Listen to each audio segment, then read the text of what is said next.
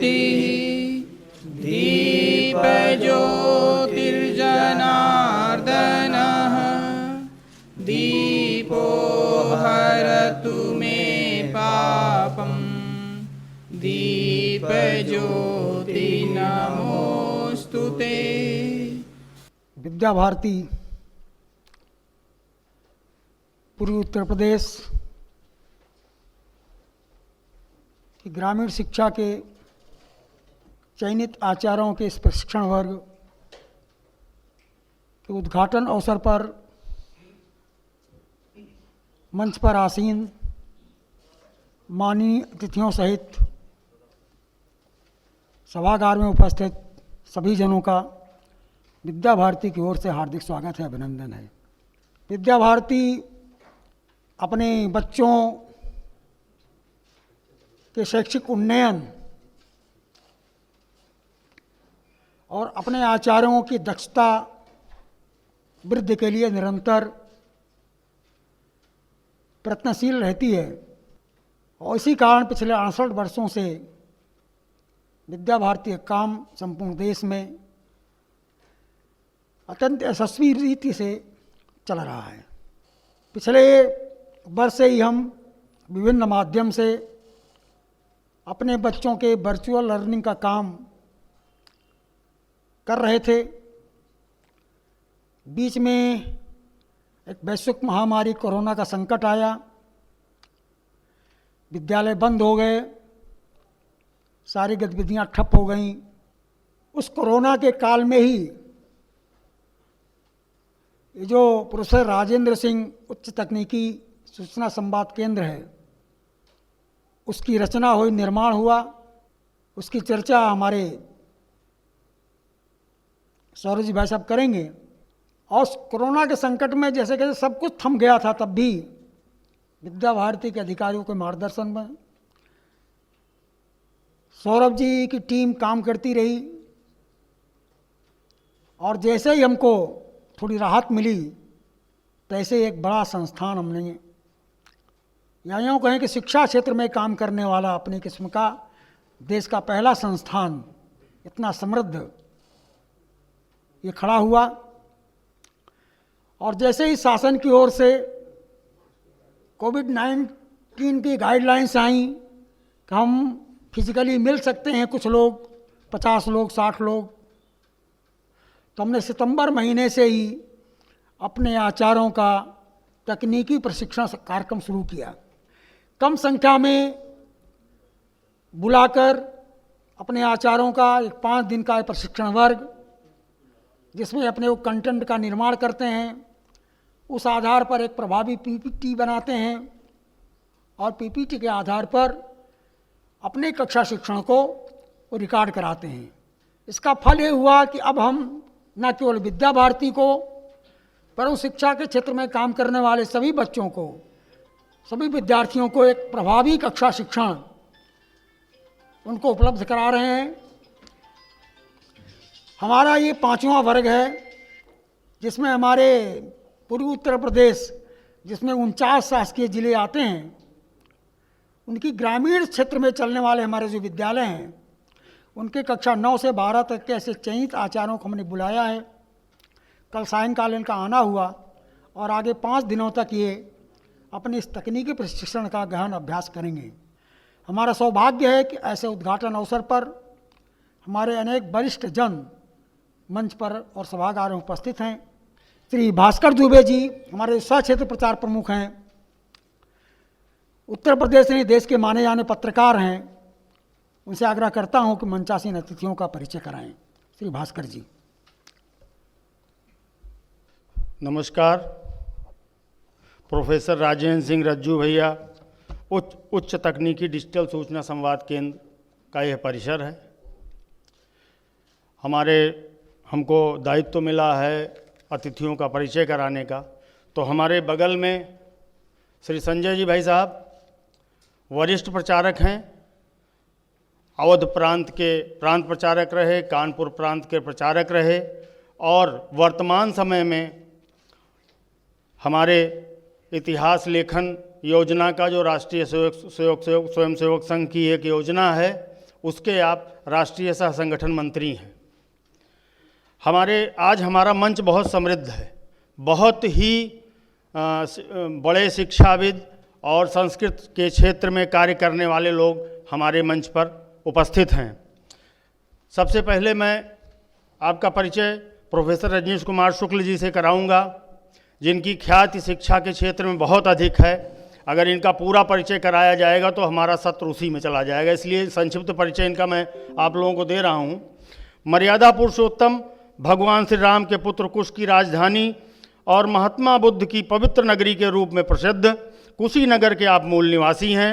आपने काशी विद्यापीठ वाराणसी से पढ़ाई पूरी की है, तब से आप शैक्षणिक कार्यों से जुड़े हुए हैं। प्राध्यापक के रूप में आपकी पहली नियुक्ति सन 1991 में हुई थी। आप वर्तमान में महात्मा गांधी अंतर्राष्ट्रीय हिंदी विश्वविद्यालय के वर्धा के कुलपति हैं।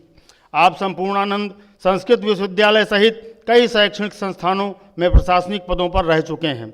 आपकी 7 पुस्तकें और 100 से ज़्यादा रिसर्च पेपर आर्टिकल प्रकाशित हो चुके हैं। आप दैनिक जागरण, दैनिक भास्कर सहित कई समाचार पत्रों और पत्रिकाओं में नियमित लेखन भी करते हैं। उत्तर प्रदेश भाषा सम्मान सहित आपको कई सम्मान और पुरस्कार प्राप्त हो चुके हैं। राष्ट्रीय स्वयंसेवक संघ की छात्र इकाई अखिल भारतीय विद्यार्थी परिषद के आप राष्ट्रीय उपाध्यक्ष भी रह चुके हैं। आप सांस्कृतिक और साहित्यिक महत्व की गतिविधियों में सक्रिय भागीदारी निभाते रहे हैं। श्रीमान ध्रुवकांत ठाकुर वरिष्ठ आईपीएस अधिकारी हैं।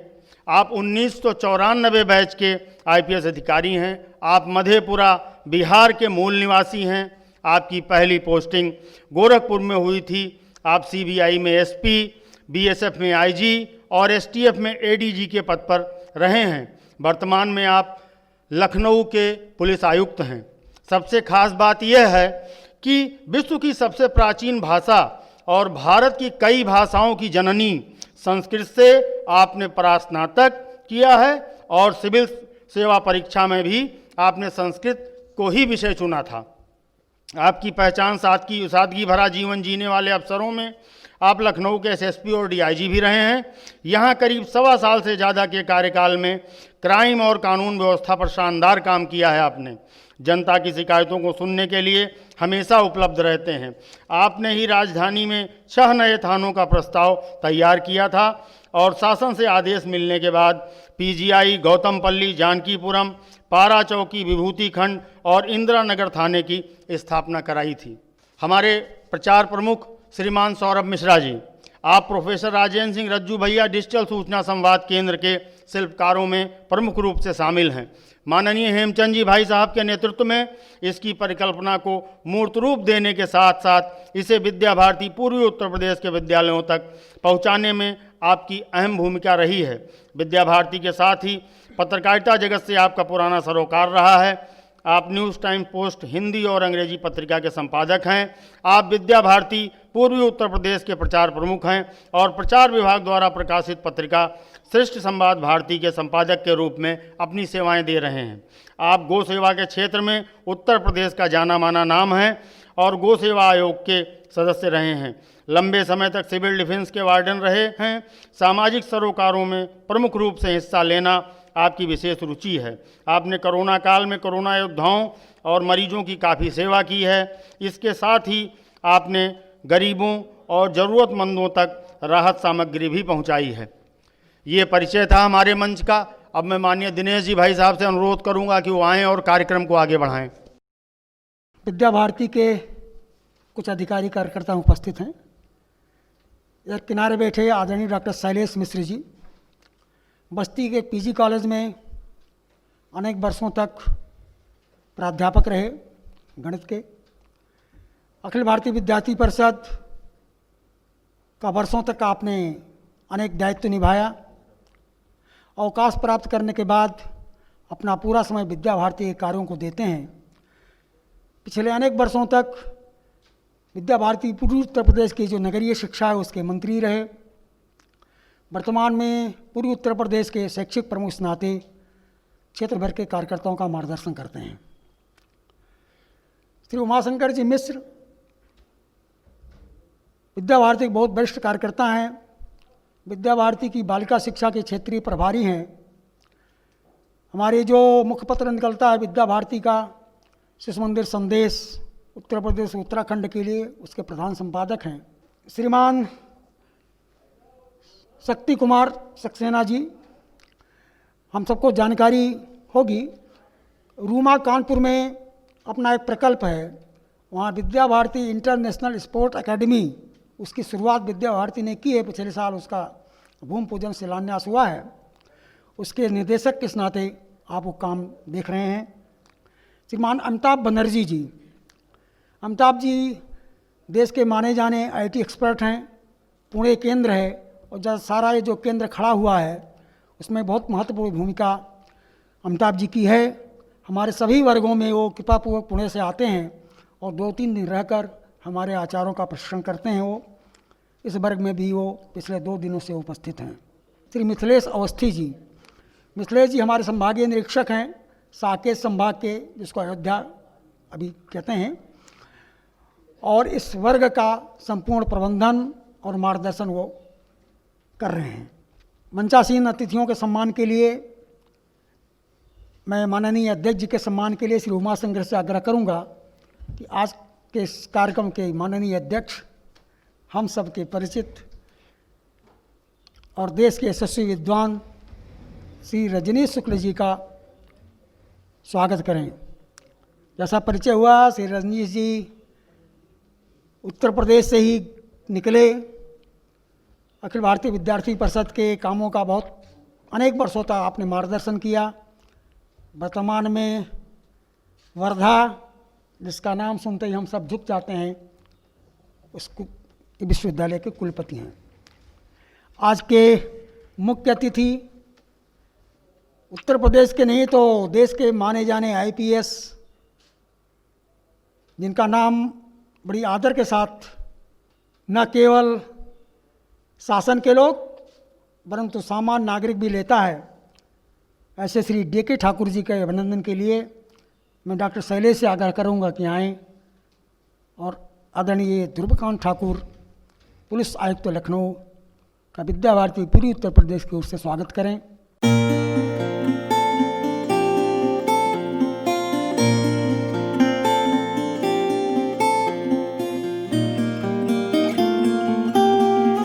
राष्ट्रीय स्वयं संघ के वरिष्ठ प्रचारक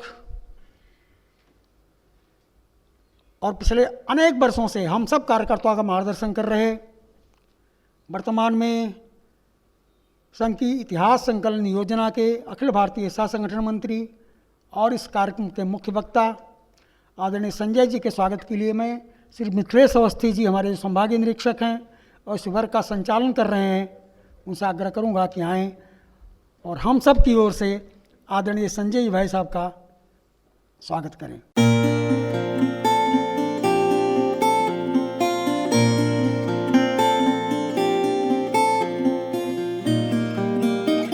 एक परिचय और है, अभी आए पीछे बैठे आदरणीय रामकृष्ण जी चतुर्वेदी, एक इंटर कॉलेज के यशस्वी प्राचार्य रहे, संघ के बहुत पुराने स्वयंसेवक कार्यकर्ता, संघ के अनेक दायित्वों का निर्वाह किया, विद्या भारती के क्षेत्रीय मंत्री रहे, वर्तमान में विद्या भारती उत्तर प्रदेश के कोषाध्यक्ष हैं, यहाँ उपस्थित हैं।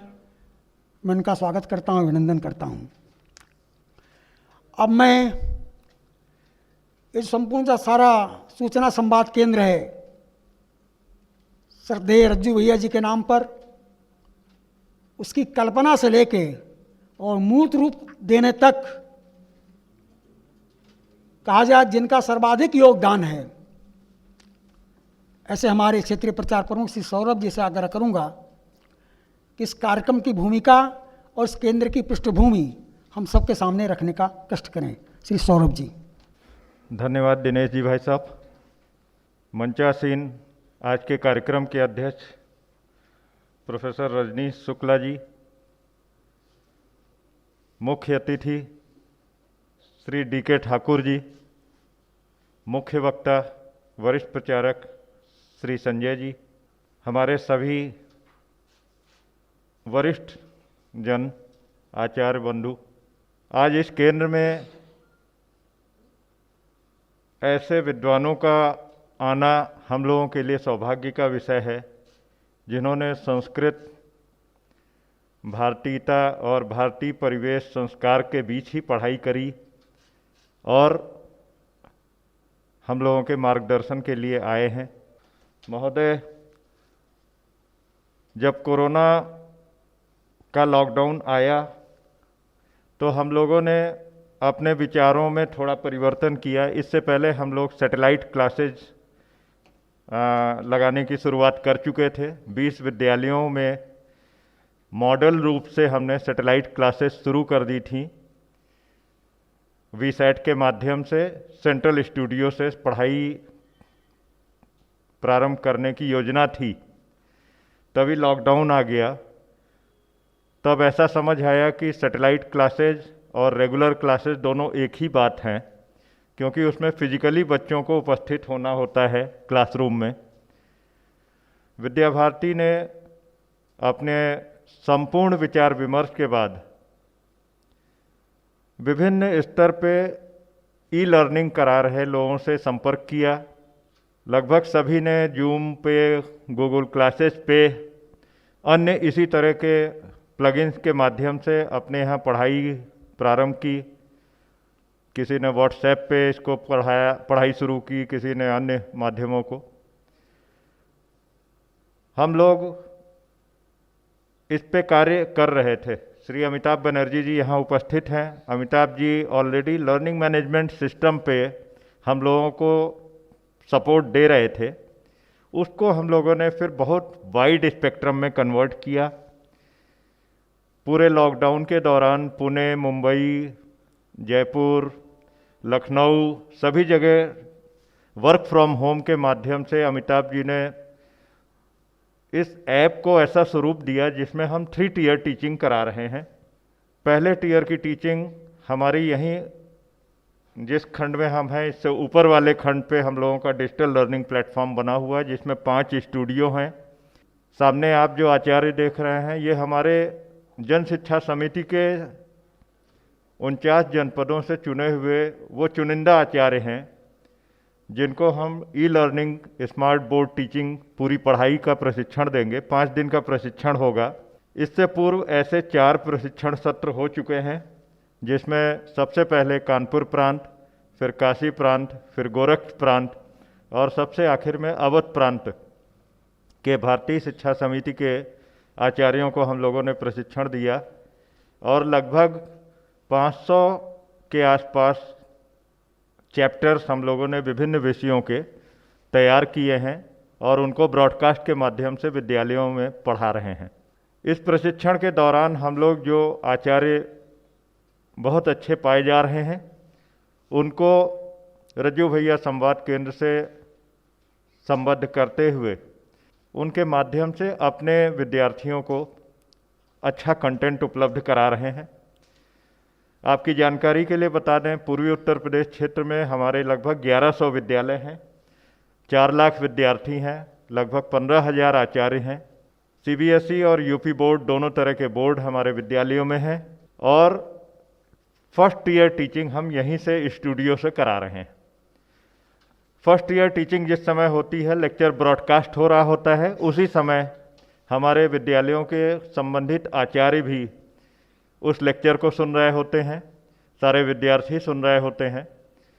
लेक्चर समाप्त होने के बाद विद्यालयों के आचार्य अपने क्लास के बच्चों को होमवर्क देते हैं, पॉइंट टू रिमेंबर उनको भेजते हैं, नोट्स भेजते हैं। उस होमवर्क का सबमिशन विद्यार्थी करते हैं और उसे फिर हमारे आचार्य जांच के नंबर या ग्रेड देने का काम करते हैं, जो उनके रिपोर्ट कार्ड में LMS ऐप के माध्यम से जुड़ जाता है। ये सारा प्रोसेस हम लोगों ने ऑटोमेटेड पूरी तरह से स्वदेशी ऐप पे किया है। इसका डेटा हम लोग यहीं पे रख रहे हैं लखनऊ में और डेटा चोरी की कोई संभावना नहीं है, किसी तरह के लोगों के इंटरफेरेंस की कोई पॉसिबिलिटी नहीं है। सामान्यतः जो क्लासेज हो रही हैं जूम, गूगल क्लासेज या व्हाट्सएप, इनमें बच्चों द्वारा बहुत सारे अपशब्दों का प्रयोग हो रहा है। ऐसी शिकायत आती है क्योंकि बच्चों को चिन्हित नहीं कर पाते हैं। हमारे यहाँ हर बच्चे को यूज़र आईडी पासवर्ड दिया गया है, उनके पेरेंट्स को भी यूज़र आईडी पासवर्ड दिया गया है, जिसके माध्यम से हमारे बच्चे चिन्हित होते हैं और किसी भी तरह का कोई भी दुरुपयोग इस प्लेटफॉर्म का नहीं हो पा रहा है। जिस समय ब्रॉडकास्ट लेक्चर का हो रहा होता है, अगर बच्चे बहुत ज़्यादा क्वेरीज कर रहे हैं, डाउट्स रेज कर रहे हैं, तो हम लोग उस लेक्चर को दूसरे आचार्य के माध्यम से रिपीट कराते हैं, जिससे उनको विषय क्लियर हो जाए। और हम लोगों ने पाया कि रिपीट लेक्चर के बाद बच्चों के मन में जो भी शंकाएं होती हैं वो सारी दूर हो रही हैं। लेकिन अगर उसके बाद भी 2% से ज़्यादा बच्चे डाउट रेज करते हैं, तो अतिथि महोदयों को मैं बताना चाहूँगा कि हम लोगों ने IITians की भी फैकल्टी, एकेडमिशियंस की फैकल्टी, देश भर से ढूंढे हुए अच्छे लोगों की भी फैकल्टी बनाई है और हमारा सौभाग्य है कि सभी लोग हमें सहयोग कर रहे हैं। उस विषय को फिर हम उन एक्सपर्ट के माध्यम से रिपीट करवाते हैं और उसके बाद किसी भी तरह की कोई शंका बच्चे के मन में नहीं रहती। तो इस तरह 3 टियर टीचिंग के माध्यम से हम अपने बच्चों को सर्वश्रेष्ठ पढ़ाई उपलब्ध करा रहे हैं। इसके माध्यम से हम लोग बच्चों की काउंसलिंग भी कर रहे हैं। बच्चों को स्किल में भी आगे बढ़ाने के लिए इसी ऐप का प्रयोग करने जा रहे हैं, जिसमें 9th से बच्चों को किसी न किसी स्किल की पढ़ाई भी कराएंगे। Uttar Pradesh skill development mission के मिशन डायरेक्टर भी यहाँ पे आ चुके हैं। उन्होंने भी हम लोगों को आश्वासन दिया है कि प्रत्येक जनपद में 500 बच्चों को वो हमारे स्किल मिशन प्रोग्राम के अंतर्गत 9, 10, 11, 12 में स्किल का भी प्रशिक्षण देंगे। विद्या भारती का लक्ष्य है कि हमारे बच्चे पढ़ाई करके नौकरी की लाइन में न खड़े हों, बेरोजगारों की कतार में न जाएं। इसलिए हम लोग अपने भावी नागरिकों को स्किल के माध्यम से स्वरोजगार की तरफ बढ़ाने की कोशिश कर रहे हैं और उस स्वरोजगार के माध्यम से देश का भी विकास होगा, हमारी ग्रामीण अर्थव्यवस्था भी अच्छी होगी और हमारे बच्चों की योग्यता भी देश और दुनिया के सामने खुलकर आएगी। रज्जू भैया संवाद केंद्र के माध्यम से हम समग्र विकास की तरफ बढ़ रहे हैं और ये हमारा सौभाग्य है कि हम इस मामले में विश्व में अकेले हैं और हमारे परिणाम सामने आने शुरू हो गए हैं और अगले 1-2 वर्षों में शायद हम भारतवर्ष के सबसे बड़े स्वरोजगार देने वाले संस्थान के तौर पे जाने जाएंगे, ऐसा हम लोगों का सोचना है और इस लक्ष्य की प्राप्ति में विद्या भारती निरंतर आगे बढ़ रही है। धन्यवाद। धन्यवाद श्री सौरभ जी। जैसा भी सौरभ जी ने चर्चा की, आज के कार्यक्रम के मुख्य अतिथि लखनऊ के पुलिस आयुक्त और देश के जाने माने पुलिस अधिकारी आदरणीय ध्रुवकांत ठाकुर जी की व्यस्तता बहुत है।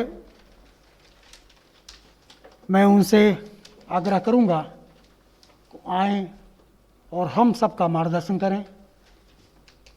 आदरणीय ध्रुवकांत ठाकुर जी। नमस्कार। प्रोफेसर राजेंद्र सिंह रज्जू भैया उच्च तकनीकी डिजिटल सूचना संवाद केंद्र में विद्या भारती द्वारा आयोजित कार्यक्रम में आज के कार्यक्रम की अध्यक्षता कर रहे प्रोफेसर श्री रजनीश शुक्ल, कुलपति महात्मा गांधी अंतर्राष्ट्रीय हिंदी विश्वविद्यालय वर्धा। आज के कार्यक्रम में मुख्य वक्ता कर उपस्थित श्री संजय जी, सह संगठन मंत्री, अखिल भारतीय इतिहास संकलन योजना, विद्या भारती के प्रचार प्रमुख श्री सौरभ मिश्र जी, विद्या भारती के सह प्रचार प्रमुख श्री भास्कर दुबे जी, विद्या भारती के अन्य पदाधिकारीगण और यहाँ प्रशिक्षण प्राप्त करने आए हुए हमारे अध्यापकगण।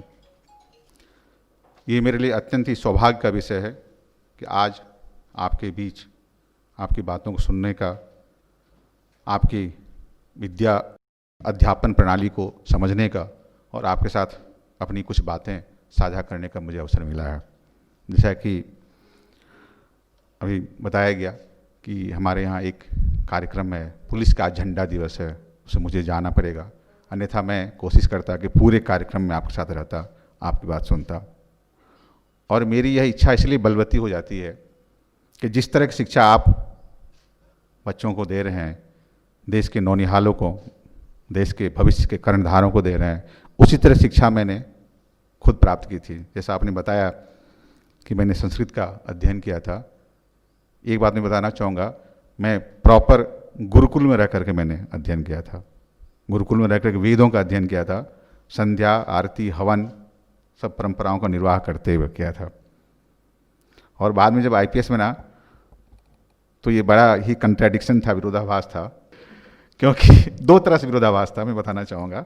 और वो आज के कार्यक्रम के लिए भी वो सांदर्भिक है, प्रासंगिक है, आप सबके लिए भी, और आप जिन बच्चों को पढ़ा रहे हैं उनके लिए भी।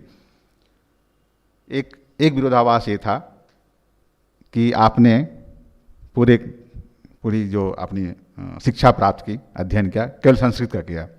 मैंने बाकायदा प्रथमा, मध्यमा, उपशास्त्री, शास्त्री, आचार्य की परीक्षा प्राप्त की।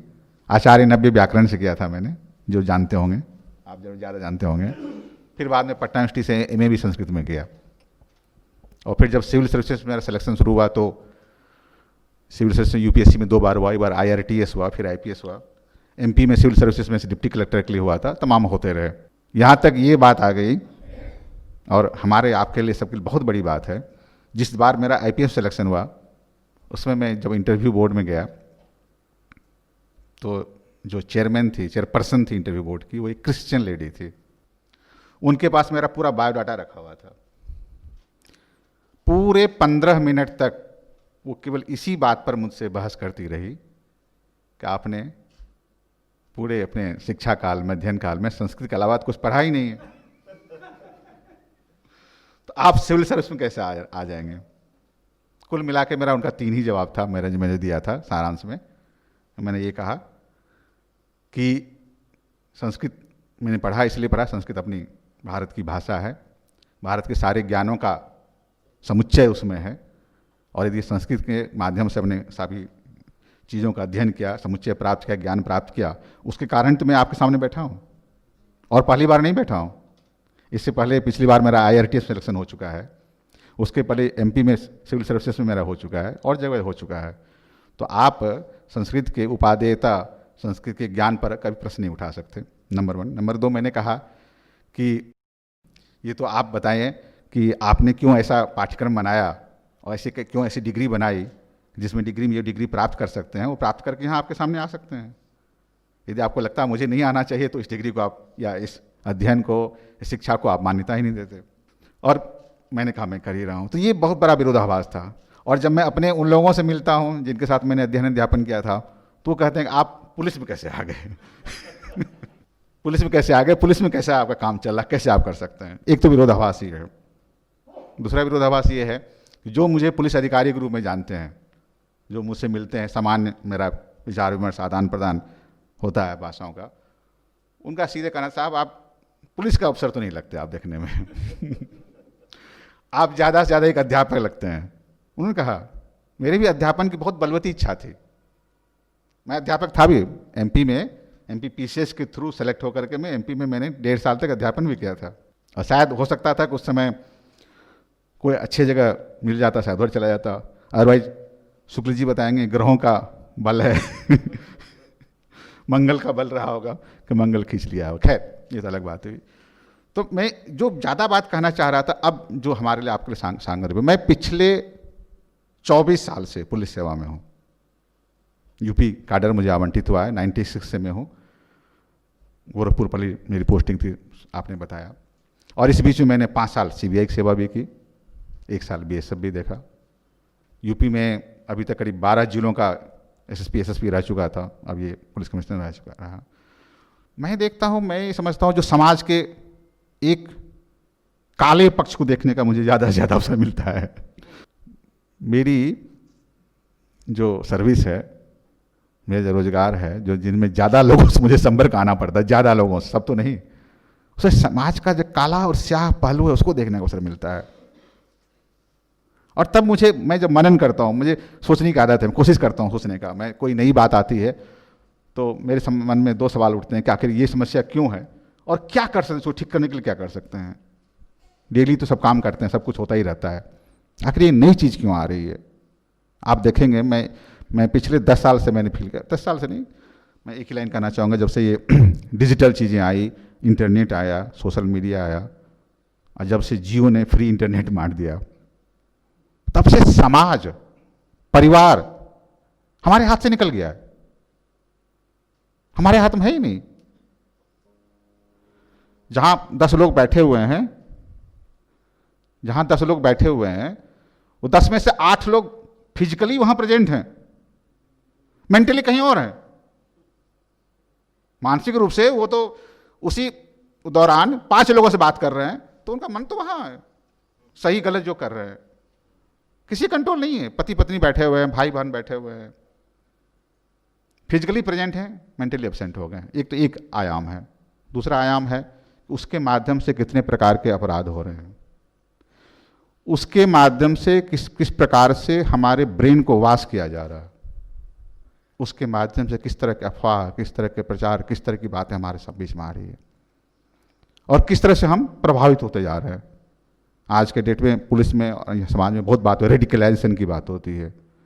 जितनी आतंकवादी लोग आ रहे हैं अब पिछले 5-7 सालों में, उनकी चीज़ें ही बदल गई है। अब कोई संगठन किसी आतंकवादी को, भविष्य का आतंकवादी रिक्रूट नहीं करता है, ट्रेनिंग नहीं देता है। वो कहता है आप आज ऑनलाइन आ जाओ, या ऑनलाइन खुद प्राप्त कर लो। मैं एटीएस में था, अभी 15 महीने एटीएस में ही था।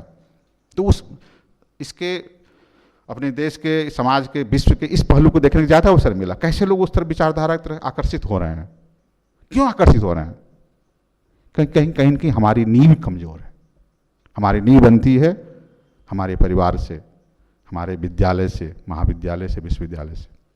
तो जब तक हमारे परिवार में और हमारे शिक्षा के दौरान हमें समुचित संस्कार नहीं दिए जाए, तो इस बात की पूरी संभावना है कि हम पथ विचलित हो जाए, मार्ग विचलित हो जाए और गलत कामों में जुड़ जाए। गलत काम कुछ भी हो सकते हैं, सामान्य अपराध से लेकर के आतंकवादी अपराध तक। उसको ध्यान में रखते हुए विद्या भारती ने जो ये कार्यक्रम प्रारंभ किया है, जो प्रशिक्षण प्रारंभ किया है, और अपने कार्यक्रमों के माध्यम से, अपने विद्यालयों के माध्यम से जो प्रशिक्षण दे रहा है, वो उसकी आज महती आवश्यकता है। मैं इसलिए फिर कह रहा हूँ, फिर हमने जोड़ रहा हूँ। बहुत लोग कहते हैं साहब आपने 24 साल पुलिस की सेवा की, फिर भी अभी भी आपकी भाषा सभी क्यों बनी हुई है?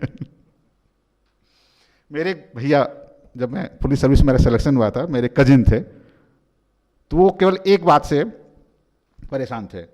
कहते ध्रुव, तुमको जिसके रूप से हम लोग जानते हैं, मुझे डर लगता है पुलिस में जाओगे तुम बदल जाओगे।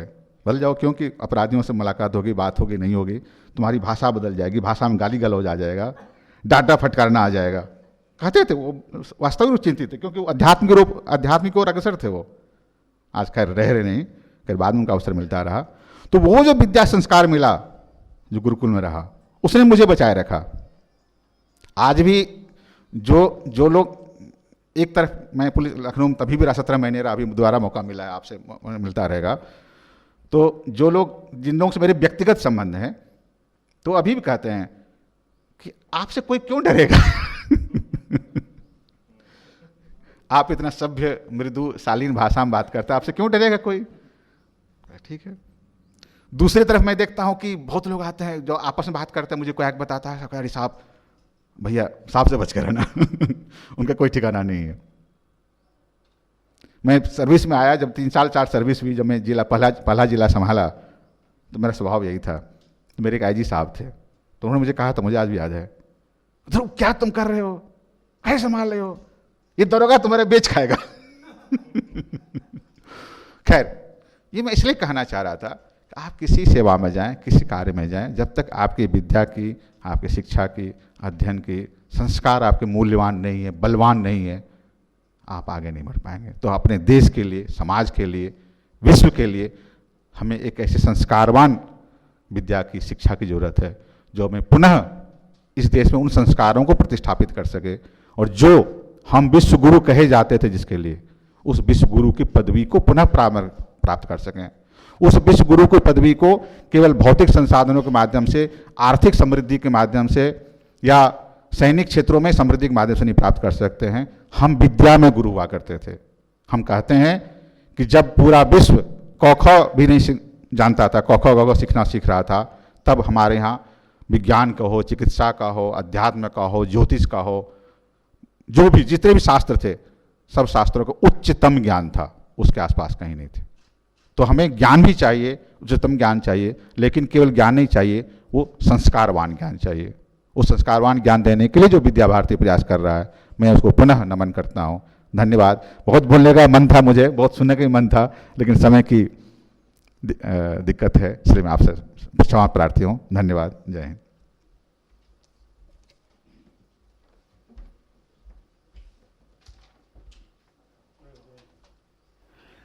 अब मैं इस कार्यक्रम के मुख्य वक्ता, संघ के वरिष्ठ प्रचारक, हम में से अधिकांश लोगों से परिचित और प्रचारक के साथ साथ न केवल इतिहास के वरन अन्य विषयों के, समाज, देश, शिक्षा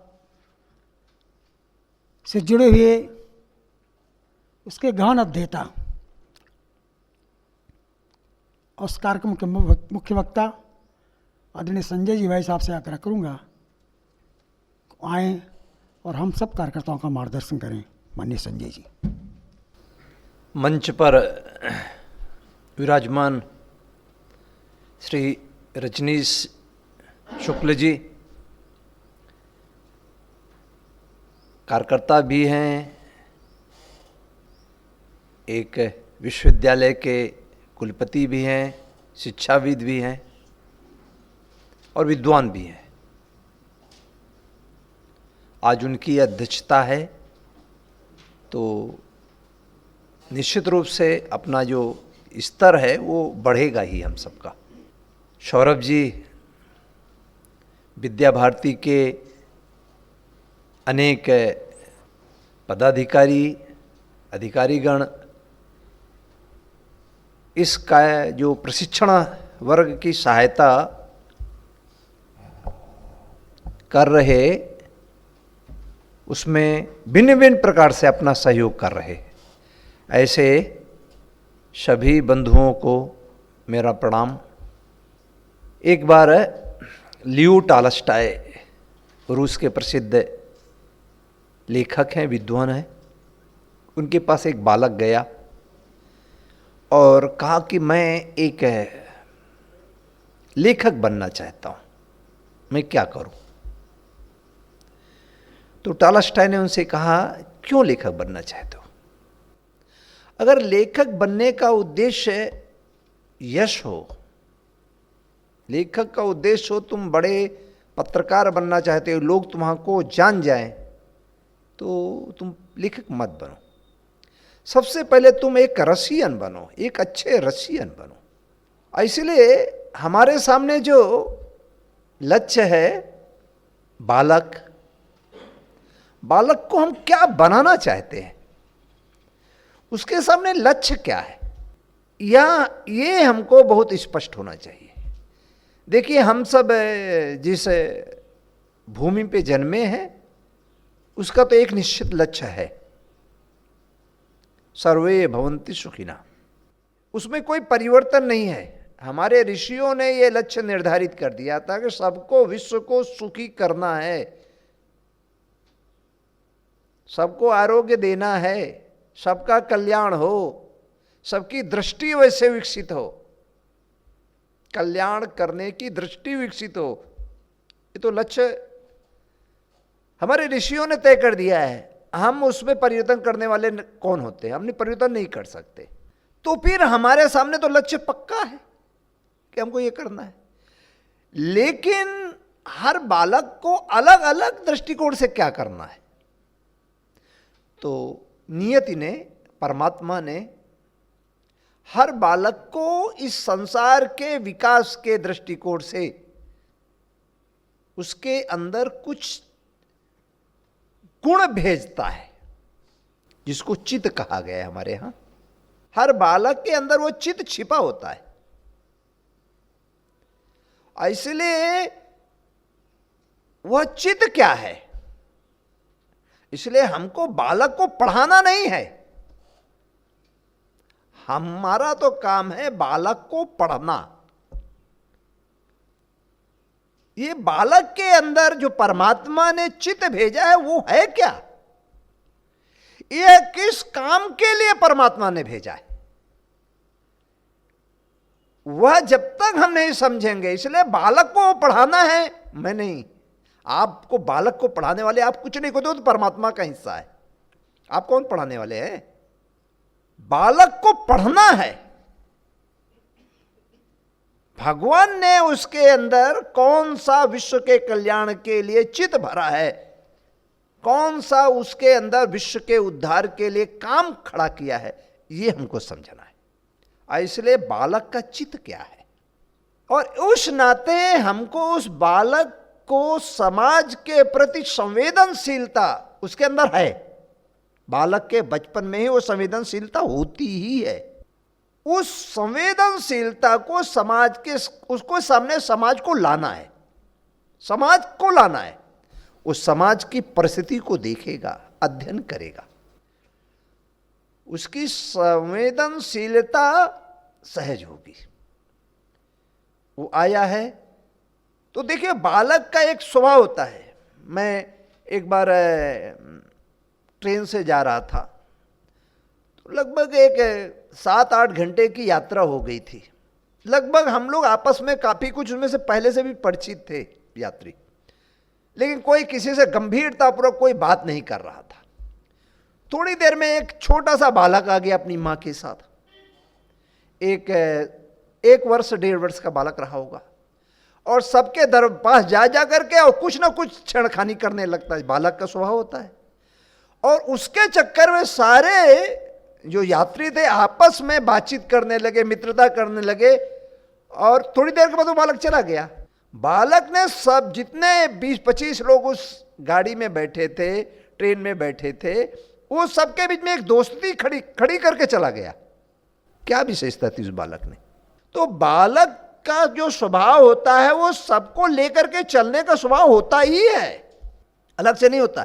जैसे जैसे वो बढ़ता जाता है मनुष्य, वैसे वैसे समाज के साथ मिलकर के काम करने का जो स्वभाव है वो उसका घटता जाता है। इसलिए भगवान ने तो उसको समाज के बीच में काम करने के लिए भेजा ही था, उसके अंदर है।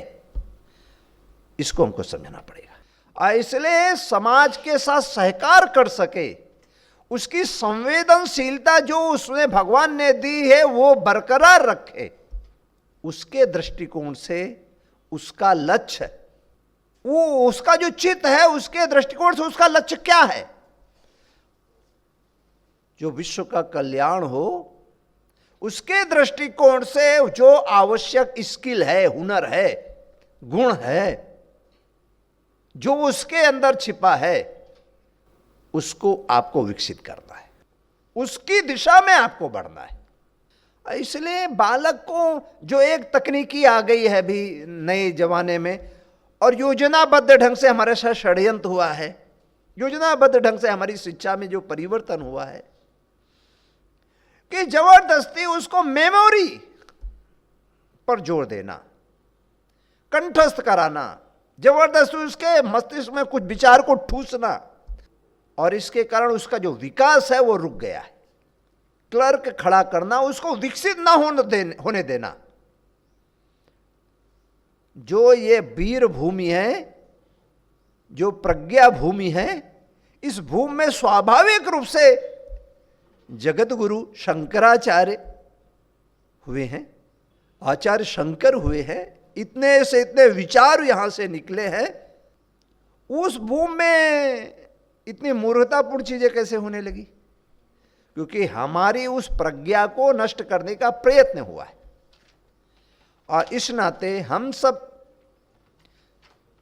आचार्य हैं, आप टीचर नहीं हैं। ये भूल जाइए कि आप टीचर हैं। टीच करना आपका काम नहीं है, अपने आचरण के द्वारा उसके अंदर वो चीज विकसित करना है, ये ध्यान रखना है। ये आज की जैसी परिस्थिति है, तो जो शाश्वत सत्य आज से हजारों साल, लाखों साल पहले था, वो आज भी वही है, उसमें कोई परिवर्तन नहीं हुआ है। युगानुकूल कुछ व्यवस्थाएं विकसित होती है, उस समय उसकी कोई दूसरी परिभाषा थी, आज उसके लिए कोई दूसरे शब्द विकसित हो गए हैं। आज एक बालक है, उसके सामने जब आप कहेंगे कि जो आज से 50 साल पहले शिकहर होता था ऊपर लाट रहे, उसे वो शिकहर, तो कहेगा शिकहर क्या होता है। आप उसको कह रहे हो घोड़े की नाल, जो घोड़े की नाल, तो उसने कहा घोड़े की नाल उसने देखी ही नहीं।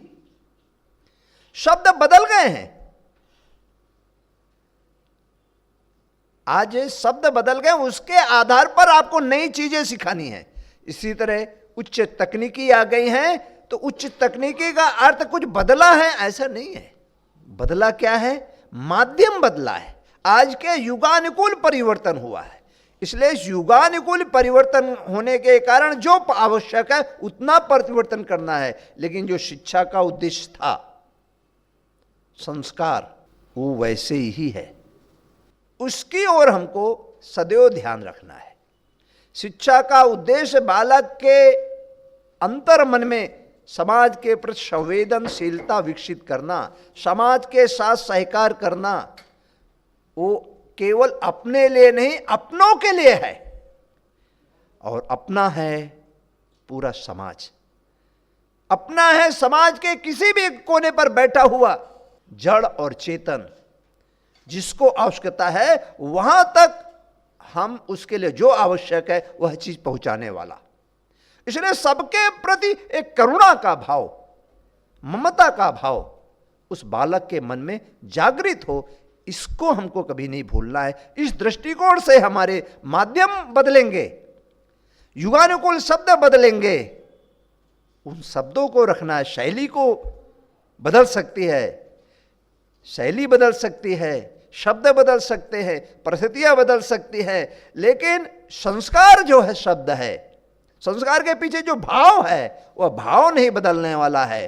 वो आचरण में उस चीज को हृदय के अंदर निहित करना है, उसको नहीं बदलना है। इस दृष्टिकोण से हम सब विचार करेंगे और ठीक ढंग से समझ करके, और उस बालक एक भविष्य निर्माता हैं आप, कोई सामान्य व्यक्ति नहीं है, आप सामान्य नहीं हैं। हमारे माताओं पिताओं ने हमारे सामने एक नया भारत गढ़ने के लिए आपको अवसर दिया है, और इसलिए आपके पास एक बहुत बड़ा दायित्व है, जिसको गुरुतर दायित्व कहा जाता है। गुरु माने सबसे बड़ा, और उस दायित्व को आपने स्वीकार करने के लिए आप तैयार हुए हैं। आपको परमात्मा कृपा करे, और परमात्मा के बाद उस चीज को समाज के सामने लाने वाले आप हैं, इसलिए आप परमात्मा के ही अंश हैं। परमात्मा आप पर कृपा करे। धन्यवाद।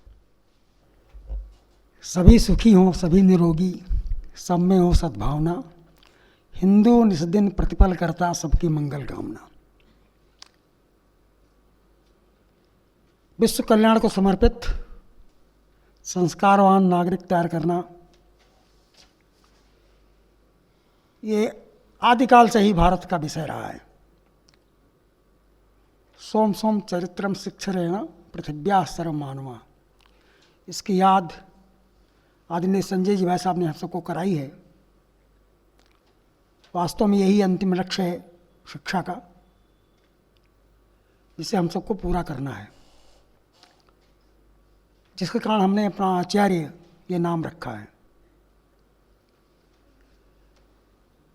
राष्ट्रीय शिक्षा नीति 2020 में भी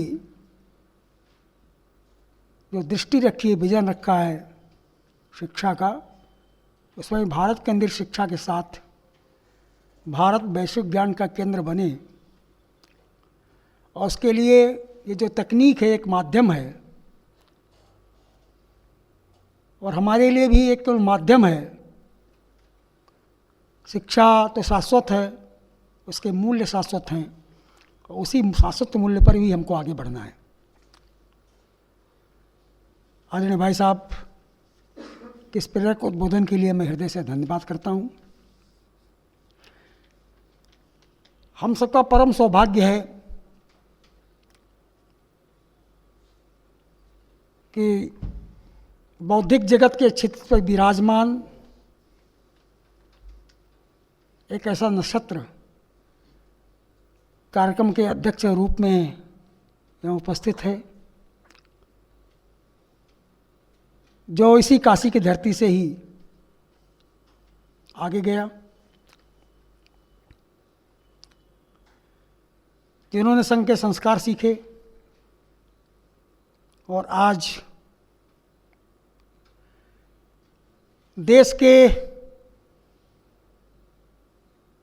एक ऐसे संस्थान जो संपूर्ण दुनिया का मार्गदर्शन कर रहा है, वर्धा, जिसका नाम हम सब लोग बचपन से ही विद्यार्थी जीवन से बड़े आदर के साथ लेते हैं,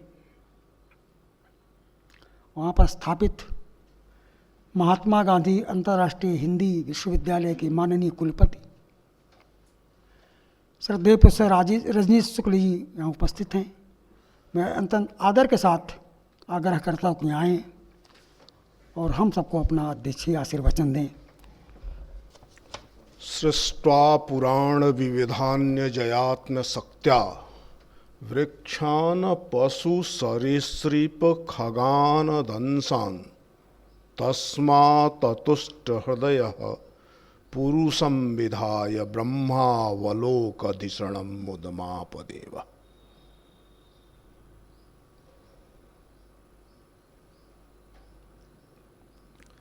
इस उच्च तकनीकी प्रशिक्षण वर्ग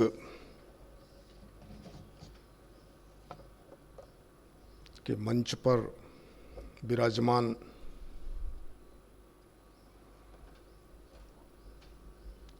श्रीमान संजय जी भाई साहब, सौरभ जी,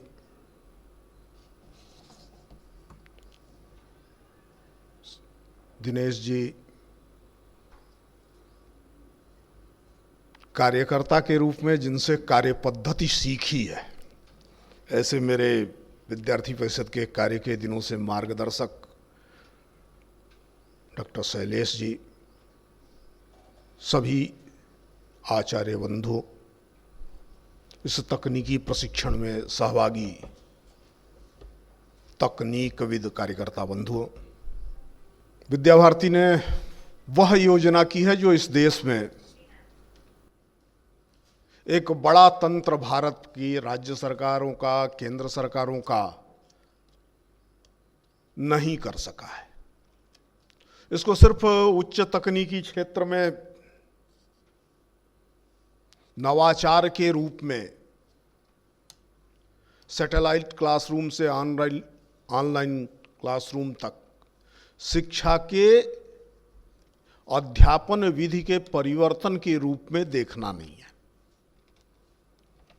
क्योंकि अभी जो उस नई शिक्षा नीति 2020 की चर्चा हो रही है, हम जब ध्यान से उनकी पंक्तियों को पढ़ते हैं तो विद्या भारती जिस संकल्पना के साथ प्रारंभ हुई थी, वही संकल्पना राष्ट्रीय शिक्षा नीति 2020 की भी है। इसलिए विद्या भारती की जिम्मेदारी बढ़ जाती है। देश भर में विद्या भारती उस काम को कर भी रही है। हमारे मन में जरूर आता होगा, ये जो नई परिस्थिति आई है कोरोना के कालखंड में, ज़्यादा जोर से पूरे देश में आई और एक ही साथ online education, teleconferencing system, video conferencing पद्धति, इस पर संपूर्ण शिक्षा एक साथ चली है। सिर्फ भारत में नहीं, पूरी दुनिया में चली गई। कभी न कभी तो ये मार मारी जाएगी। तो इसके लिए स्थायी उपबंध की आवश्यकता क्या है? यह प्रश्न हर शिक्षक के मन में आता है। शिक्षक होने के नाते कभी कभी मेरे भी मन में आता था। 16 मार्च से, होली के तत्काल बाद, जब मैंने अपने विश्वविद्यालय में ऑनलाइन शिक्षा प्रारंभ की, तो मैंने भी माना था कि यह तात्कालिक उपबंध है और समय के साथ महीने, 2 महीने, 4 महीने, 6 महीने के अंदर इससे मुक्ति मिलेगी और प्रत्यक्ष कक्षाएं चलेंगी। यह कालखंड बढ़ता गया, यह विषय अलग है। लेकिन इस कालखंड के बाद जो मुझे व्यक्तिगत रूप से अनुभव हुआ है, और नई शिक्षा नीति 2020 देश के इतिहास में पहली बार भारतीय राष्ट्रीय शिक्षा नीति की पंक्तियों को पढ़ने के बाद, जबकि जब वो उसकी तैयारियां चल रही थी तो दिल्ली में उसकी तैयारियों में सहभागी लोगों में से मैं भी एक था, लेकिन तब भी यह दृष्टि नहीं बनी थी कि इस प्रकार की परिस्थिति आएगी दुनिया में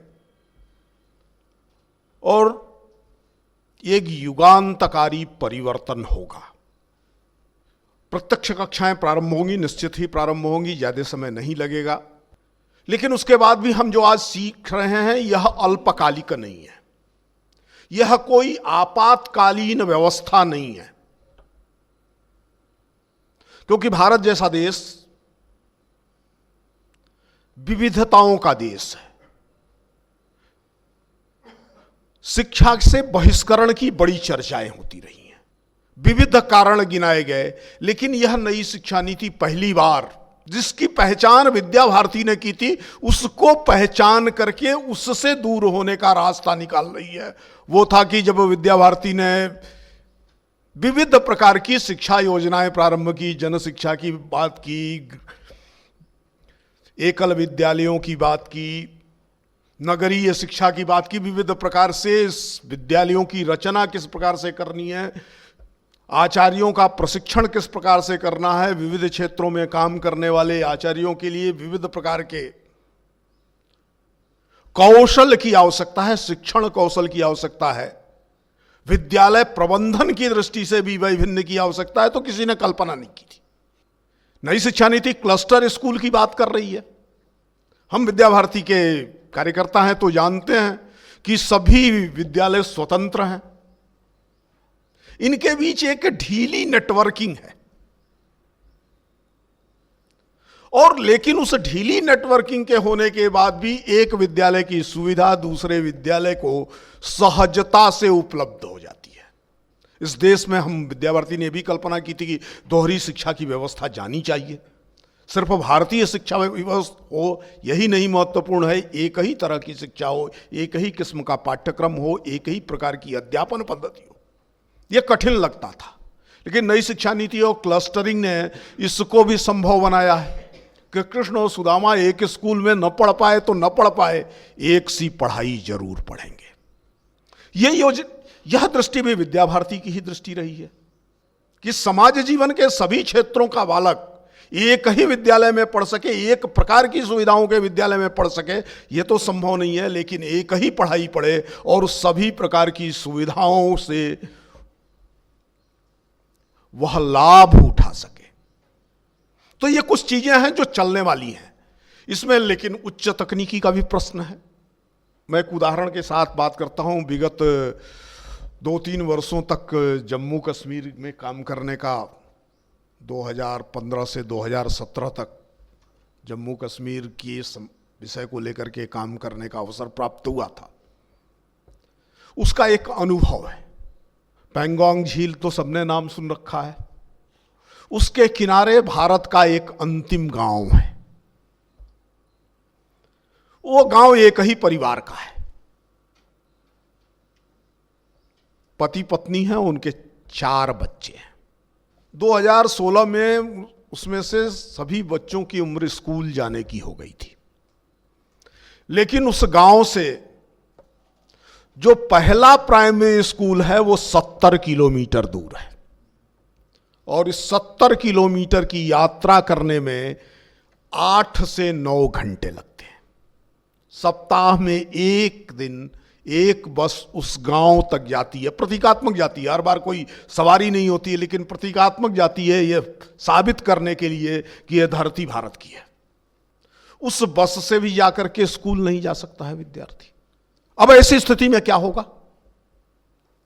या तो बच्चे पढ़ेंगे या वह परिवार उस गांव को छोड़ करके लेह कस्बे में आएगा। लेह कस्बे में आता है तो एक गांव निर्जन होता है, और वहां बना रहता है तो एक परिवार, एक गांव निरक्षर होता है। अब निर्जनता और निरक्षरता के बीच का युद्ध है, दोनों ही खतरनाक है। इसका सामना कोई कर सकता है तो यह उच्च तकनीक कर सकती है, डिजिटल एजुकेशन का प्लेटफॉर्म कर सकता है। न गांव निर्जन होगा, न बच्चे निरक्षर रहेंगे।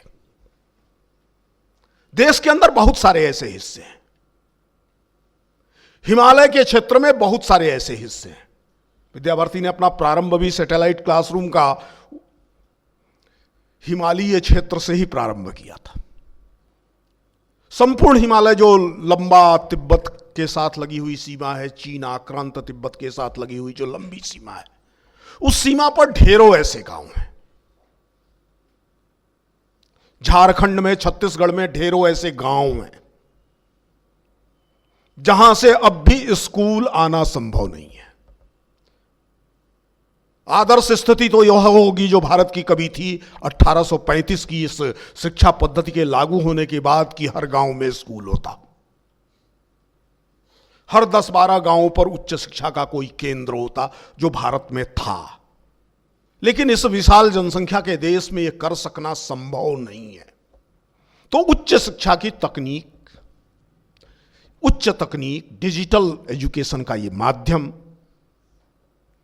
स्कूल को, कॉलेज को हर गांव तक पहुंचा सकता है। एक तो ये कारण है। दूसरा, हम सारे लोगों में भी ध्यान में होगा, अपने अपने स्थान पर सबके ध्यान में होगा कि जनपद में विविध विषयों की दृष्टि से कुछ आचार्यों का वैशिष्ट्य होता है। कोई शारीरिक शिक्षा की दृष्टि से अच्छा है तो कोई गणित पढ़ाने में अच्छा है, कोई गीत सिखाने में अच्छा है। लेकिन यह भी संभव नहीं है कि उसी समान प्रतिभा के शिक्षक सभी विद्यालयों में हो सके। यह देश के अंदर भी है। अब सिद्धार्थनगर में एक विश्वविद्यालय है, नया विश्वविद्यालय है, वो भी बुद्धिज्म पढ़ाता है। और काशी में तिब्बती संस्थान में एक तिब्बती संस्थान नाम का एक विश्वविद्यालय है, वो भी बुद्धिज्म पढ़ाता है। पिछले 50 वर्षों से वो बौद्ध दर्शन को पढ़ा रहा है, उसने विशेषज्ञता अर्जित की है। सिद्धार्थनगर में बौद्ध दर्शन पढ़ने का संकल्प लिया हुआ विद्यार्थी केंद्रीय तिब्बती विश्वविद्यालय के स्तर का बौद्ध दर्शन अगर पढ़ना चाहता है तो उसे अपना घर छोड़ करके काशी जाने की आवश्यकता नहीं है। उसे पाठ्य सामग्री और अध्यापक वह सिद्धार्थ विश्वविद्यालय के परिसर में ही प्राप्त हो सकता है। अभी जिसकी चर्चा सौरभ जी कर रहे थे, किस प्रकार से विद्याभारती ने समस्याओं के निदान और छात्रों के सीखने की प्रणाली में जो नैदानिक समस्याएं आ रही हैं, इनको 2-3 स्तरों पर समाधान किया। अब कल्पना करिए कि अगर यह डिजिटल माध्यम न होता तो यह समाधान संभव था क्या? अगर यह डिजिटल माध्यम न होता तो क्या यह समाधान सभी विद्यार्थियों तक पहुंच सकता था क्या?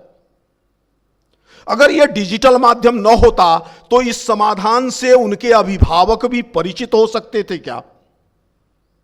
पालक, शिक्षक और छात्र तीनों एक साथ जो नैदानिकता है, जो रेमेडीज हैं, उनसे परिचित हो सकें, इस दृष्टि से भी डिजिटल प्लेटफॉर्म एक उपयोगी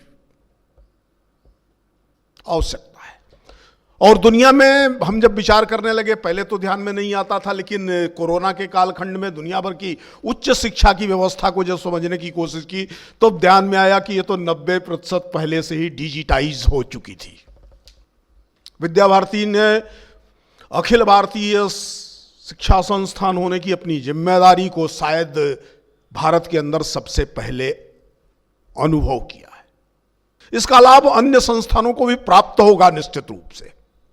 इसलिए इस प्रशिक्षण को सिर्फ एक सामान्य प्रशिक्षण प्रक्रिया या आपातकालीन प्रशिक्षण की प्रक्रिया के रूप में किसी भी आचार्य को लेने की आवश्यकता नहीं है। यह 21वीं शताब्दी की भारत की शैक्षिक चुनौतियों का सामना करने की प्रक्रिया है। यह एक ऐसा प्रशिक्षण है जिसके द्वारा आप विशिष्ट प्रकार से अपनी भूमिका का निर्वहन कर सकते हैं। इसको मैं सामान्य तौर पर जो कहता हूं एक शिक्षक की भूमिका क्या है, तो उसकी भूमिका एक ऐसे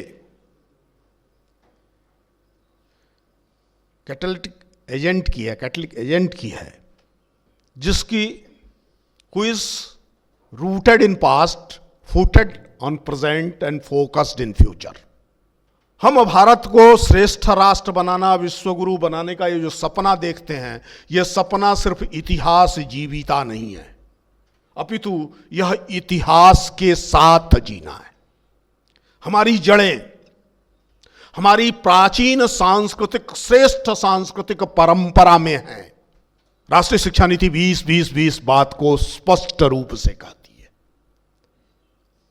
हम वर्तमान के धरातल पर मजबूती के साथ खड़े हों और हमारी दृष्टि भविष्य की चुनौतियां और भविष्य के समाज की आवश्यकताओं का आकलन करके वैसा व्यक्ति निर्माण करने वाले शिक्षक की हो। इन तीनों की दृष्टि से उच्च तकनीकी की आवश्यकता है। उच्च तकनीकी की आवश्यकता इसलिए भी है कि दुनिया में जब बौद्धिक संपदा के स्थान पर भौतिक संपदाएं प्रभावी होती हैं तो गैर बराबरी बढ़ती है। जिस समाज में भौतिक संपदा का मूल्य जितना ही ज्यादा बढ़ता जाता है, समानता की बातें चाहे जितनी की जाएं, वहां गैर बराबरी बढ़ती है और आपस में संघर्ष बढ़ता है। सोवियत संघ टूट गया उसी कारण से, और अमेरिका में पिछला गृह युद्ध होते होते जो बच गया है ऐसा लगता है। आने वाले दिनों में अब जनवरी के महीने से क्या होगा मालूम नहीं है। ये दोनों ही संपदा के ऐन्द्रिक स्वरूप पर बल देने के कारण से। ये बात कहते रहे दुनिया में लोग कि आने वाली शताब्दी नॉलेज सेंट्रिक सोसाइटी की शताब्दी होगी, ज्ञान केंद्रित समाज होगा, सूचना और तकनीक का समाज होगा। लेकिन उपनिवेशवाद बढ़ता रहा। कोरोना ने इसको परिवर्तित किया है। 206 देशों में आपस में यात्रा एक साथ महीनों महीनों बंद रही। ग्लोबल सप्लाई चेन बंद रहा। जो समाज अपनी प्राचीन परंपराओं पर आधारित थे वो बच गए हैं। कठिनाई भारत जैसे देशों के सामने भी आई, लेकिन इन कठिनाइयों से हम उबर सके हैं। यह सिर्फ इसलिए हो सका कि भारत की एक शैक्षिक दृष्टि, जिसकी चर्चा संजय जी ने बेहतर तरीके से की, जिसमें सूचनाओं का आरोपण करना शिक्षक की जिम्मेदारी नहीं है। शिक्षक की जिम्मेदारी है जो अंतर्निहित है उसको जागृत करना। अब अंतर्निहित के जागरण का ही कार्य संस्कार है। मैं तो न्याय दर्शन का विद्यार्थी था, तो वहां हम मानते हैं जैसे जैसे संस्कार नष्ट होते हैं स्मृति बढ़ती चली जाती है। हम जानते हैं हम जो कार्य कर रहे हैं यह संस्कार निर्माण का कार्य है। इसलिए स्मृति बढ़ाने की अपेक्षा बोध बढ़ाने का प्रश्न महत्वपूर्ण होकर के उभरा है। डिजिटल टेक्नोलॉजी के जमाने में बोध निर्मिति के लिए जिस प्रकार से आचार्य को स्वयं को उदाहरण बनकर के प्रस्तुत होना पड़ता है, यह इस डिजिटल टेक्नोलॉजी के शिक्षण के परिदृश्य में कोई कर सकता है तो विद्या भारती और उसके आचार्य कर सकते हैं। इसलिए आज शिक्षा के क्षेत्र में आप जो ये प्रशिक्षण प्राप्त कर रहे हैं, ये प्रशिक्षण सिर्फ इसलिए नहीं है कि आपको तकनीक सीखनी है, इसलिए भी है कि आपको शिक्षा क्षेत्र में एक आदर्श के रूप में उपस्थित होना है। और आने वाले दिनों में ये पुरानी पड़ जाने वाली तकनीक नहीं है। आने वाले दिनों में ये नित्य नूतन होगी, क्योंकि यह बौद्धिक है। भौतिक होती तो चलते चलते घिस जाती, भौतिक होती तो टूटती फूटती समाप्त होती, लेकिन पूर्णतः बौद्धिक है। संपूर्णतः मनुष्य की मेधा से विकसित होने वाली, विस्तारित होने वाली और चलने वाली प्रक्रिया है। इसलिए कुछ ही दिनों में डिजिटल क्लासरूम से लेकर के डिजिटल लैब तक ये सब कुछ देश में खड़ा हो सका है, तो इसलिए हो सका है कि इसमें मानवीय मेधा का उपयोग भौतिक संसाधनों की अपेक्षा अधिक है और मेधा में कोई लिमिटेशन नहीं है, कोई सीमाबद्धता नहीं है। हम सारे लोग ये कहते रहे हैं कि रिसोर्सेज आर लिमिटेड, मांग अनंत है, संसाधन और स्रोत कम है। यह भौतिक क्षेत्र में तो संभव है, बौद्धिक क्षेत्र में मांग से अधिक संसाधन खड़ा कर सकना मनुष्य के अपने बुद्धि के जागरण का यत्न है। प्रशिक्षण इस दृष्टि से भी महत्वपूर्ण है कि हम किस प्रकार से मानवीय मेधा का अधिकतम उपयोग कर सकते हैं। क्यों इस बात को मैं कह रहा हूं, कुछ लोगों को ध्यान में होगा, इधर बैठे हुए लोगों को तो विशेष रूप से ध्यान में है कि ये 1995, 96, 97 का कालखंड था जब हम दुनिया जीत रहे थे। 90 के बाद ये कहा जाने लगा था भारतीय युवा, भारतीय मेधा पूरी दुनिया जीत लेगी और सिलिकॉन वैली पर हमारा कब्जा भी हो गया था। इसलिए कब्जा हो गया था कि आर्टिफिशियल इंटेलिजेंस के क्षेत्र में जो प्रारंभ हुआ था हम सबसे तेज थे। तर्क उस समय दिया जा रहा था कि अंग्रेजी बड़ी अच्छी आती है इसलिए भारतीयों ने ऐसा किया, और चीनी इसलिए पिछड़ गए हैं क्योंकि उनको अंग्रेजी नहीं आती है। 2020 में परिस्थितियां दूसरी हैं। आर्टिफिशियल इंटेलिजेंस के क्षेत्र में चीन दुनिया की सबसे बड़ी ताकत बनकर के उभरा है, मंडेरियन के आधार पर बन के उभरा है, जो न तो वैज्ञानिक भाषा है न सरल भाषा है, अवैज्ञानिक है और कठिन है। लेकिन उन्होंने अपनी भाषा का प्रयोग करते हुए आर्टिफिशियल इंटेलिजेंस के क्षेत्र में, कृत्रिम मेधा के क्षेत्र में जो उपलब्धियां अर्जित की हैं वो अप्रतिम है।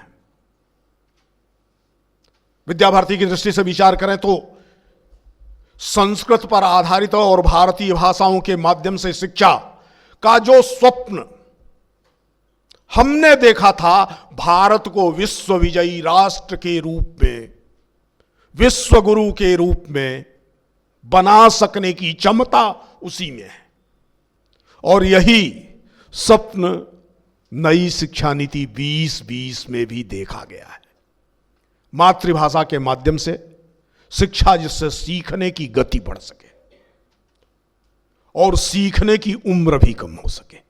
सीखने की सर्वोत्तर उम्र में शिशु को एक ऐसी भाषा सीखने के लिए बाध्य किया जाता है जो उसके लिए कठिन है, अव्यावहारिक है, विदेशी है, और शिक्षण की, सीखने की जो क्षमता है वो क्षमता समाप्त होती है, केवल और केवल स्मृति का निर्माण होता है। स्मृतियों के निर्माण से खतरा क्या है इसको समझेंगे। 70 वर्षों में IITs ने बहुत काम किया है, NITs ने बहुत काम किया है, देश के बहुत सारे विश्वविद्यालयों ने बहुत काम किया है, लेकिन हमारे जेब में जितने उपकरण हैं, इन उपकरणों में कोई ऐसा है क्या जो यहाँ के किसी भी तकनीकविद ने इजाद किया हो? ध्यान में अगर नहीं है, एक फाउंटेन पेन और बॉल पेन जैसे चीजों का भी नई रचना हम नहीं कर सके। सुधार किया है, सुधार तो हमने क्रायोजेनिक इंजन में भी कर डाला है, लेकिन नई कल्पनाएं नहीं की है। सृजनात्मक कल्पना जो आज की चुनौती है पूरी दुनिया के सामने, सैचुरेशन जो आया है, संतृप्तता आई है, विज्ञान ही संतृप्त हो गया है। इस विज्ञान में नए वातायन खोलने के लिए जिस प्रकार के चिंतन की आवश्यकता है, वो चिंतन कोई परदेसी भाषा किसी को नहीं दे सकती है। भारतीय भाषाओं में ही भारत की दृष्टि से वह असीम संभावनाएं हैं। तो डिजिटल टेक्नोलॉजी और भारतीय भाषाओं के संयोग के आधार पर कृत्रिम मेधा का अधिकतम उपयोग करते हुए हम भारत की विशाल शिक्षित जनशक्ति को वह दिशा दे सकते हैं जिससे यह राष्ट्र फिर एक बार विश्व गुरु बनेगा। विश्व गुरु, सही बात है, कोई भी लश्करी ताकत के आधार पर नहीं बनता है।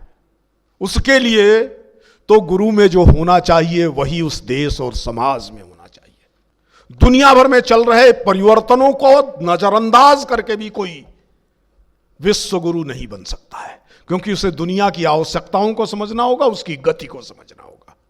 हम 70 वर्षों में यह करने में असफल रहे हैं। इस असफलता को समाप्त करके एक श्रेष्ठ राष्ट्र की निर्मिति के लिए बड़े जद्दोजहद के बाद 4 वर्ष लगातार चिंतन मनन के बाद एक ड्राफ्ट आया था और 1 वर्ष फिर उस पर लगातार मंथन के बाद वह नीति के रूप में, नीति दस्तावेज के रूप में परिवर्तित हुआ है।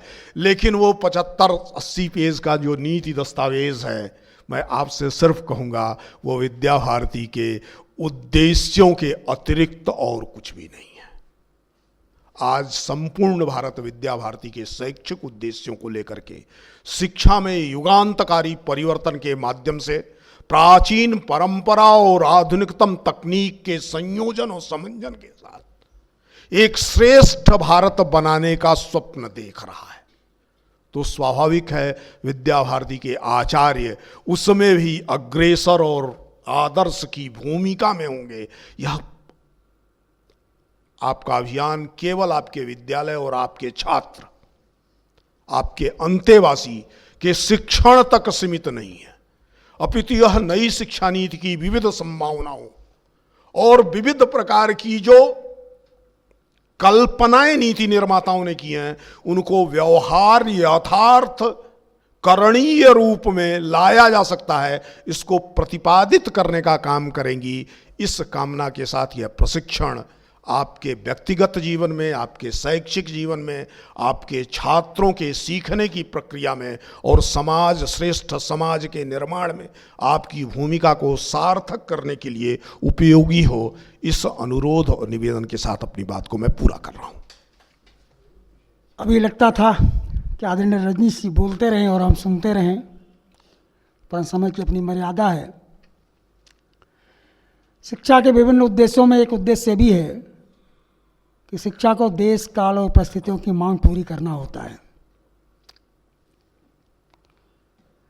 विद्या भारती ने अपने लक्ष्य में कहा है कि ऐसी राष्ट्रीय शिक्षा प्रणाली का विकास करना है जिसके द्वारा ऐसी युवा पीढ़ी का निर्माण हो जो शारीरिक, प्राणिक, मानसिक, बौद्धिक और आध्यात्मिक दृष्टिपूर्ण विकसित हो और जीवन में आने वाली चुनौतियों का सामना सफलतापूर्वक कर सके। तो ऐसा एक चैलेंज शिक्षा के सामने भी आया है और हम सब कार्यकर्ताओं को ही उसे पूरा करना है।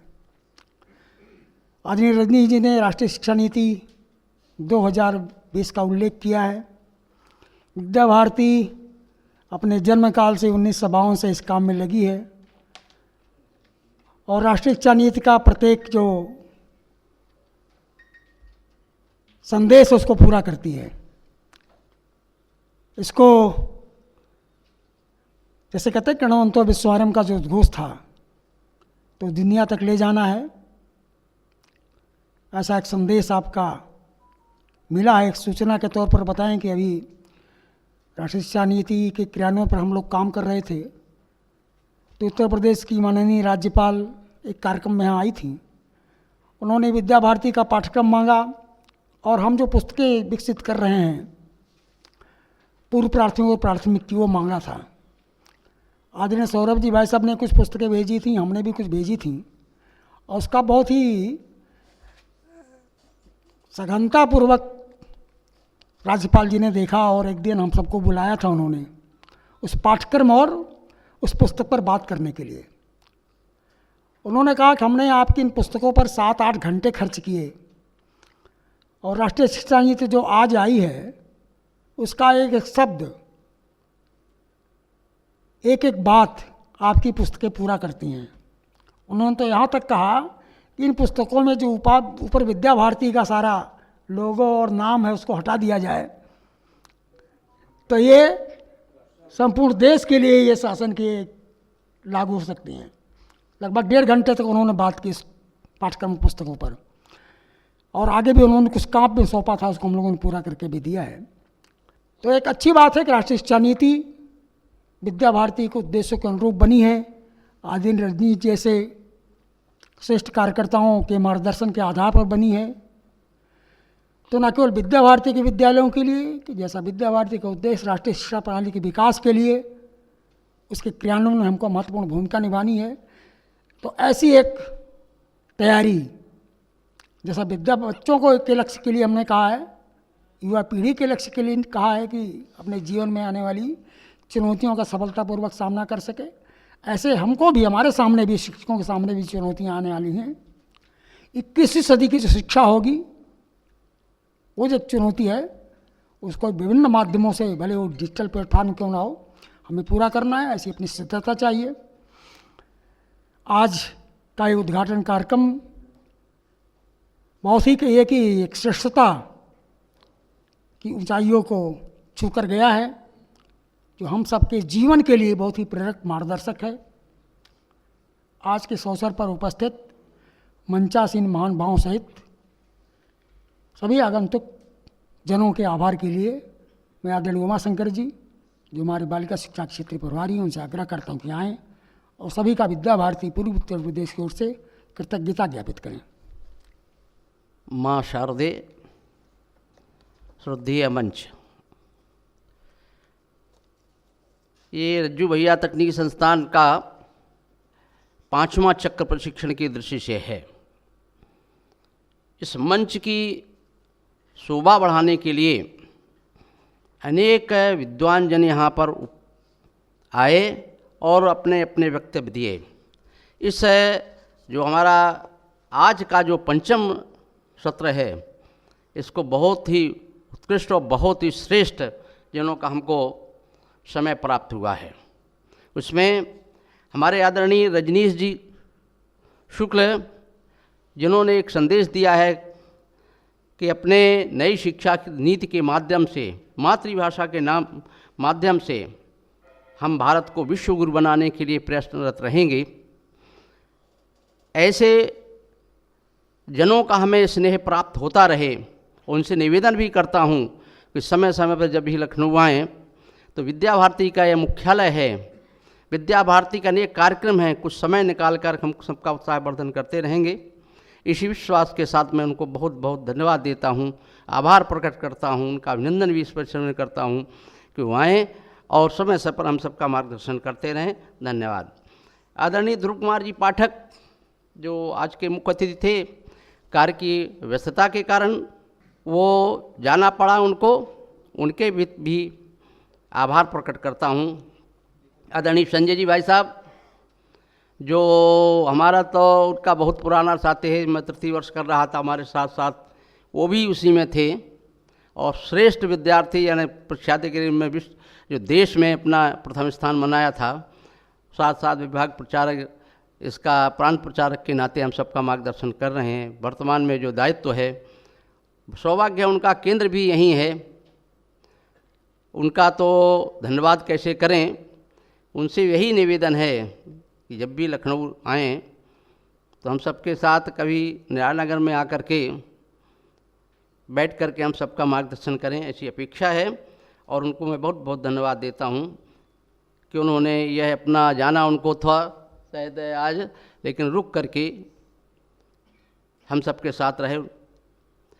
मैं आदरणीय सौरभ जी का धन्यवाद देता हूँ कि सारी रचना, व्यवस्था, योजना आपके इन चक्रों में रही है और उनका यह सहभाग प्राप्त होता रहा है और होता रहेगा, ऐसी अपेक्षा है। आदरणीय डॉक्टर शैलेश जी मिश्र, जैसा कि बताया कि बहुत ही पुराने कार्यकर्ता हैं। जब भी हम अनुरोध करते हैं, जब भी उनसे आग्रह करते हैं, वह यहाँ पधारते हैं, उनके भी आभार। अपने आदरणीय रामकृष्ण जी चतुर्वेदी जी, अभी इनका मंत्री के नाते, कोषाध्यक्ष के नाते अब यहाँ पर मार्गदर्शन कर रहे हैं। वो भी जब भी हम लोगों का आवश्यकता होती है कि भाई साहब आपको रहना है, पधार करके हम सबका उत्साहवर्धन करते हैं, उनके प्रति भी आभार। आदरणीय अमिताभ जी, जो इसके सबके प्रणेता हैं, महर्ष जी दूर से चल करके समय के पूर्व आ करके आप सबके साथ पूरे समय रहेंगे, उनके प्रति भी धन्यवाद। आदरणीय भास्कर जी, आदरणीय योगेश जी, इन बंधुओं का भी बहुत ही सहयोग प्राप्त है, उनके प्रति भी आभार। आदरणीय श्रीमान दिनेश कुमार जी इसका कुशल संचालन कर रहे हैं। संपूर्ण जो हमारे क्षेत्रीय प्रशिक्षण प्रमुख हैं, हम लोग सब मिल कर के इस काम को करने में लगे रहते हैं। सदैव वही चिंता रहती है इस काम कैसे पूरा होगा, उनके प्रति भी आभार। इसमें जो हमारे संपूर्ण व्यवस्था में लगे हुए एलएमएस के और प्रचार विभाग के बंधु भगिनी हैं, उनको प्रति भी आभार प्रकट करता हूँ।